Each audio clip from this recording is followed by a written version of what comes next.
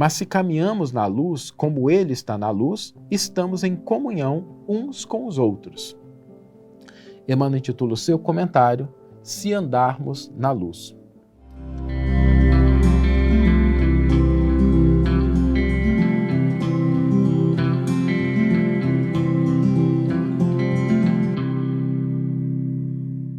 Olá, seja muito bem-vindo, seja muito bem-vinda ao programa Reflexões com Emmanuel.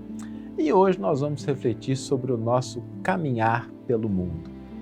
Quando nós estamos caminhando pelo mundo, às vezes a gente pode caminhar envolto em sombras, em trevas, em escuridão.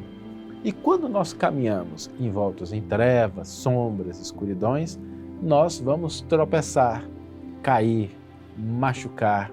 A gente não vai chegar onde nós gostaríamos. Por isso, é melhor que a gente caminhe no mundo com a luz, que a gente caminhe iluminando o nosso caminho. Porque assim a gente vai enxergar os obstáculos, os perigos, os problemas, e a gente vai chegar mais fácil aonde nós queremos.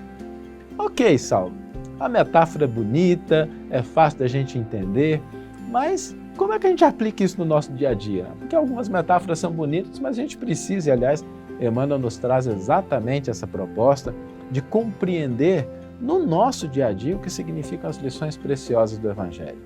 O que significa andar pelo mundo tendo a luz para nos guiar, para nos orientar?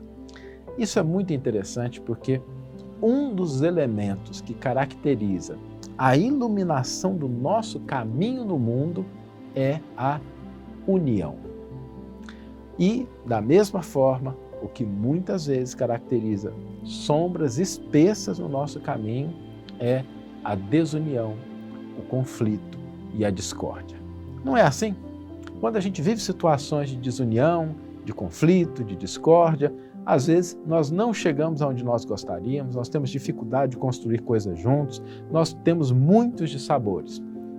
Por outro lado, quando a gente caminha sob a luz da união, nós conseguimos realizar projetos, a gente consegue prevenir problemas, a gente consegue ter o apoio quando a gente precisa, ser o apoio quando necessário, ou seja, o caminhar pela vida fica mais tranquilo. Obviamente que, assim como a luz se expressa de diversas formas, a união tem várias manifestações. Existem uniões que são uniões fraternas, existem uniões que são uniões de amizade, existem uniões que são uniões de respeito, existem uniões que são do trabalho, da responsabilidade. São todas formas de expressão da mesma fonte original, que é a luz da união, que se caracteriza em diferentes contextos, em diferentes relações.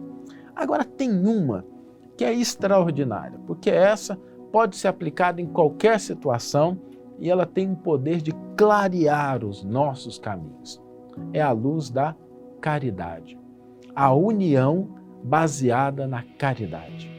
Porque a união baseada na caridade, ela possibilita o entendimento mais profundo de quais são as nossas ações adequadas, o que nós temos de responsabilidade para agir em relação ao comportamento do outro.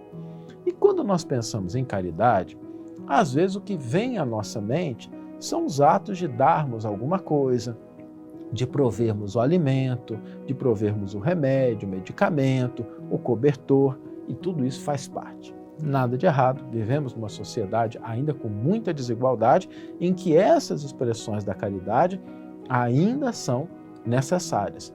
Deixarão de ser um dia, se Deus quiser.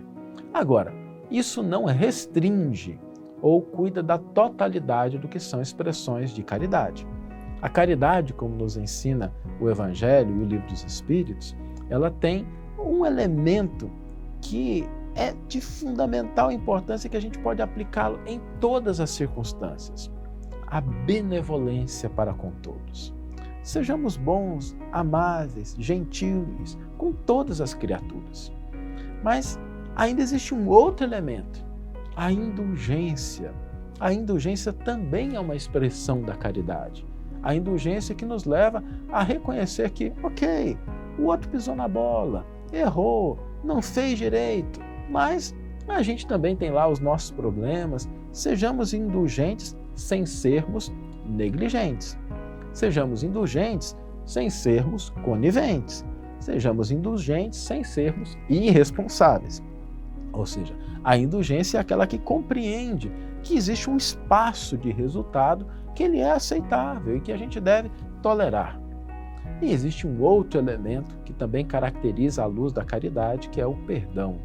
O perdão como resposta a quem nos ofende, a quem nos agride. O perdão que não é uma carta de alforria à consciência alheia, isso é impossível, mas ela é uma porta de libertação para nós mesmos. Quem é capaz de perdoar ilumina o próprio caminho.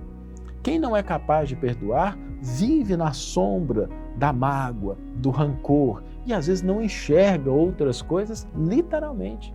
Mas quem é capaz de perdoar tem a luz da caridade a mostrar outros horizontes, novas possibilidades de conquista e de crescimento.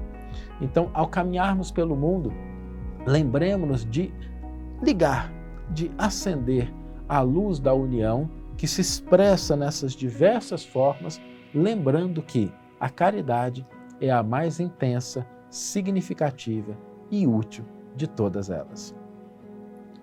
Vamos ler agora a íntegra do versículo e do comentário que inspiraram a nossa reflexão de hoje. O versículo está na primeira carta de João, capítulo 1, versículo 7, e nos diz: Mas se caminhamos na luz, como Ele está na luz, estamos em comunhão uns com os outros. Emmanuel intitula o seu comentário Se andarmos na luz. Tanta vez dissensões e incompreensões nos separam, resoluções da vida particular, incompatibilidades, interpretações discordantes, ressentimentos.